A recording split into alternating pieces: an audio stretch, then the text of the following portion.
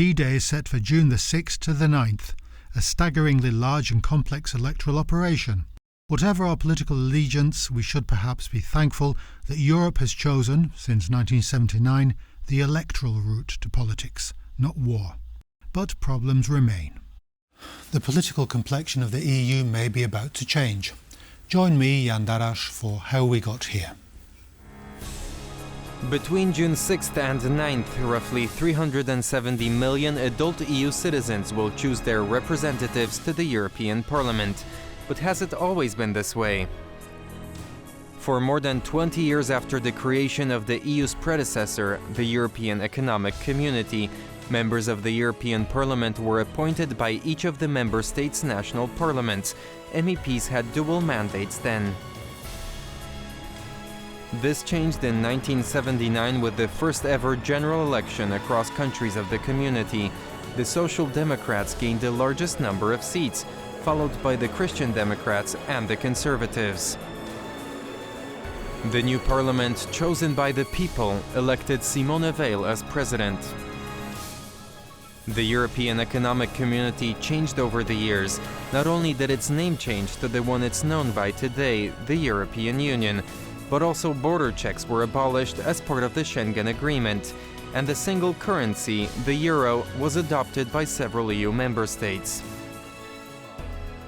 In 2004, the largest enlargement in the bloc's history took place. 10 countries, most of them from the former Soviet bloc, joined the Union. And finally, the Treaty of Lisbon was adopted. In 2007, member states agreed to substantive changes. The European Parliament was strengthened. New leadership positions such as President of the European Council were introduced.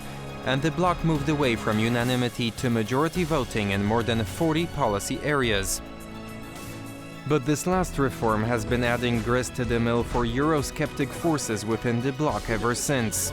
Currently, it is an alliance of Christian Democrats, Socialists and Liberals that runs the European Union. But with rising support for conservative and far-right forces across the EU, it may be impossible for the current coalition to win a majority of seats. For us, there is no coalition with the extreme rights, because they do not share our vision, our project of a strong Europe. What they want to do is dismantle Europe. The outcome of the June election will likely resemble internal preferences in member states.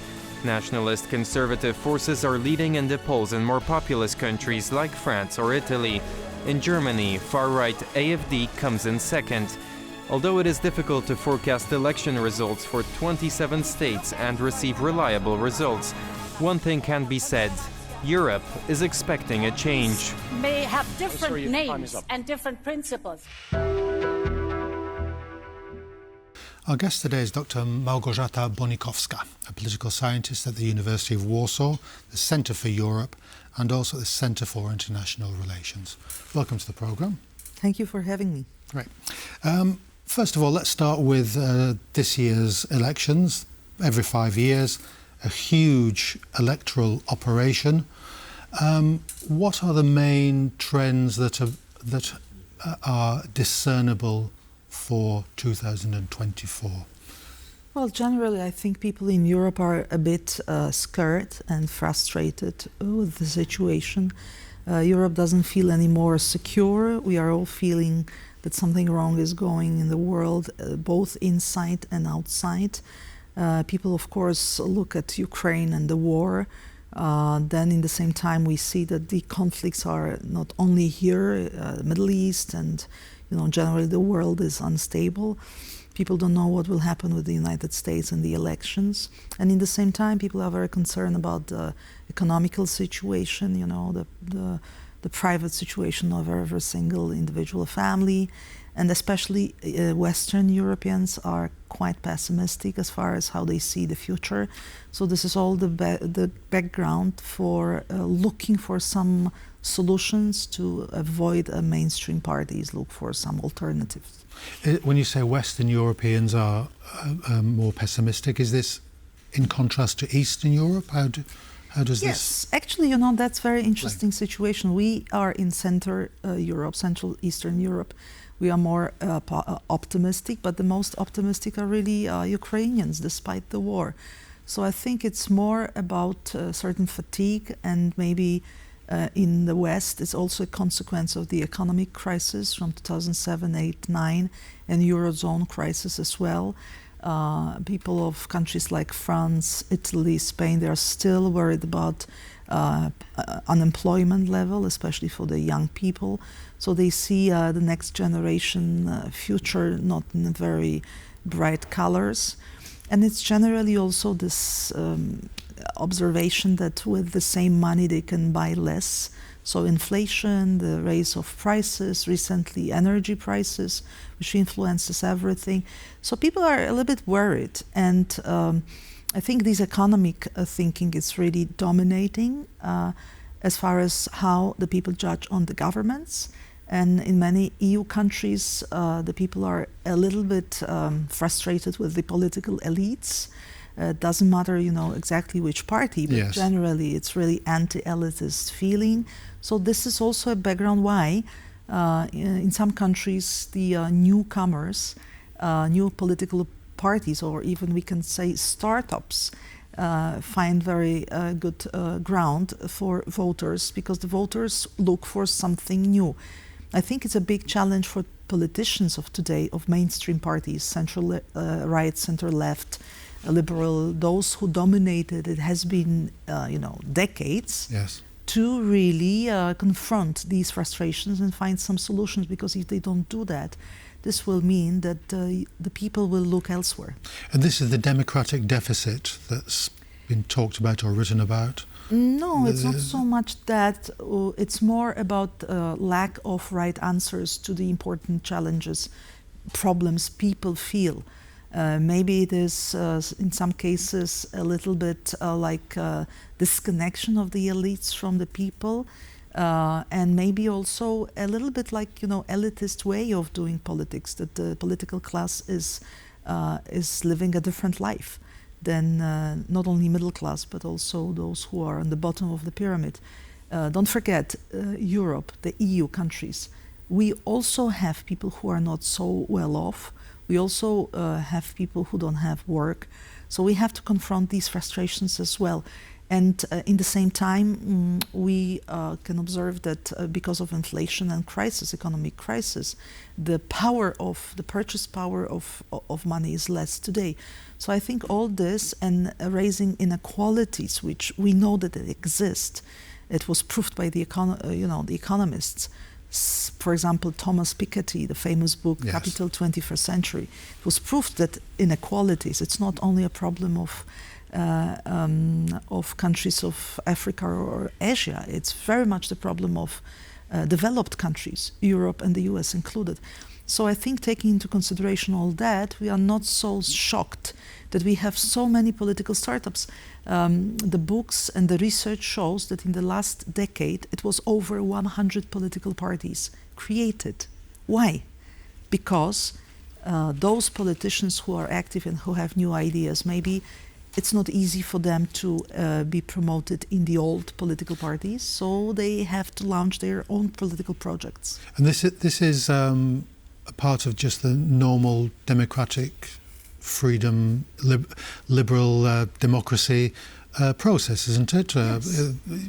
The electorate always seeks answers where to suit itself. If the elites don't do it, then it'll go somewhere else. Well, democracy bases on the concept that it should be the debate, the political pluralism, and whoever has some ideas, the people present it and get followers. So this is very right. The only issue is that in the same time we have social media, we have internet, we have now a very different way of having a political debate. Everybody can put whatever he or she wants on the internet, and the language became very radical. Yes. The words used and terms used are much more radical than anywhere before. So this makes the debate very, very kind of categorical and radical. And then it influences the political parties and the politicians. And I think people, when they don't see that old parties and all politicians really are focused on their issues, on their problems, and they are seriously looking for some solutions, people look elsewhere and look for new alternatives. And then I think it's a very big ground for populism. But populism, it's not negative per se. Well, that's right. What is populism? To me, populism was existing, I think, in history since the beginning of civilizations. But populism, to me, is like a wake-up call for politicians who can, thanks to the populists, see where are really the issues the people are concentrated on, or what are the frustrations. But the answers of the mainstream parties should be serious. The answers to complicated problems are not simple, because the problems are not simple. So it is ability of leaders to be able to connect to the people and explain to them where we go.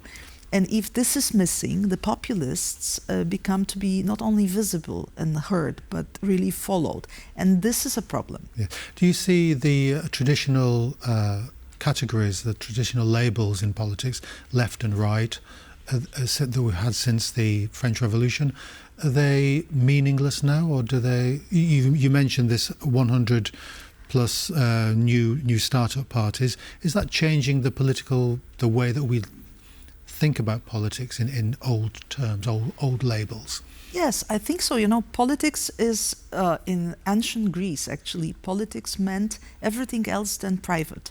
So it was home, family, and everything else was politics.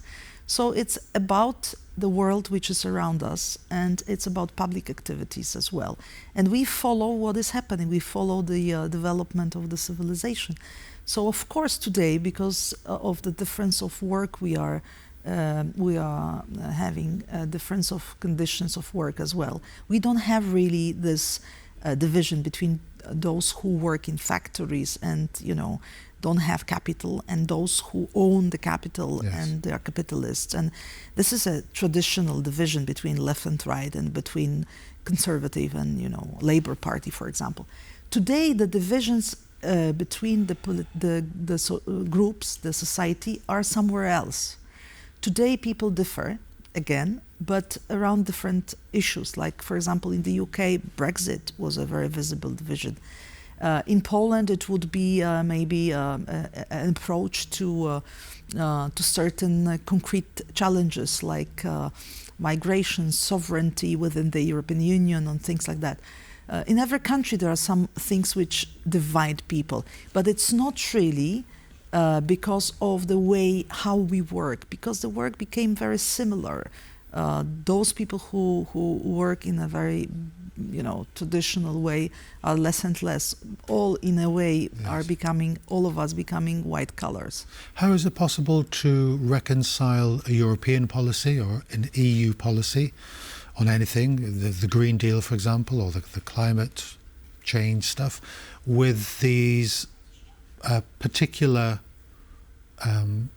concerns of each individual country? For example, Poland has the migration from the east. Portugal may have something else. It's a huge electoral operation to try and bring all these together. Well, yes. First of all, the European elections are less popular than national elections, parliamentary or local or presidential. And fortunately for the EU project, we are still very much into states, nation states, as far as politics. We don't have really European political scene. We don't have really European politicians. Right. Yes. So we vote in the same time, since it will be 6 to 9 June. But actually we vote at home. So everybody votes in our own countries. And we vote only for our own politicians. We don't even know the others, we don't even know the names. So this is a handicap, because it means that it will lead into a very institutions like European Parliament. They are also very much into the national political debates. Of course, there is this level of the EU challenges, and we all know, you name them, like Green Deal, migration, security generally. Yes. And in this regard, more or less, the whole Europe is interested, all the Europeans are interested in hearing the politicians what they are going to say. But there are many other issues which are much more national or even local. So that's why the European elections don't seem like really the most important, and people don't always go and vote, unfortunately. All politics is local, I suppose. But yes, in a way. You can see that, in local, we just had in Poland local elections, and of course we were discussing locally very, very local issues. These were the issues people wanted to hear the solutions for. But also national elections are very popular. Yes. So European elections, the first challenge is really to mobilize people just to go to vote at all. Only in few countries we have obligation to vote. In most of the countries, like in Poland, it's not mandatory. That's first. Second is about, of course, the narratives and how the parties present their arguments. And I think in Poland what we have is really a kind of a struggle, old struggle. It's the same, political groups who fight in parliamentary elections or local elections or presidential elections. A little bit maybe different is the argumentation, because the focus is more on the major challenges, such as security or migration. And I think the division in Poland would be the current government tries to present itself as a very responsible partner in the EU, a Western democracy who is back to serious talks, both in the EU inside, internally, especially in the formula of a Weimar Triangle with French and the Germans, and also globally. And then the serious party who really is concerned about our national interests and security, and it takes care of that. While the opposition, meaning the previous government, Law and Justice Party, tries to present the current government as not really patriotic, as the one who follows only the Western powers, and the one who is not really seriously concerned about the Polish national interest. Well, I think whatever you do, you have to turn up to the ballot office and ballot station and vote. That's the main thing, I suppose. Yes, absolutely, and both sides try to mobilize the electorates not to sleep, that they just go and vote. Dr. Bonikowska, thank you very much for coming onto the programme. Great to have you. That's all we have time for today. Join us next time for How We Got Here.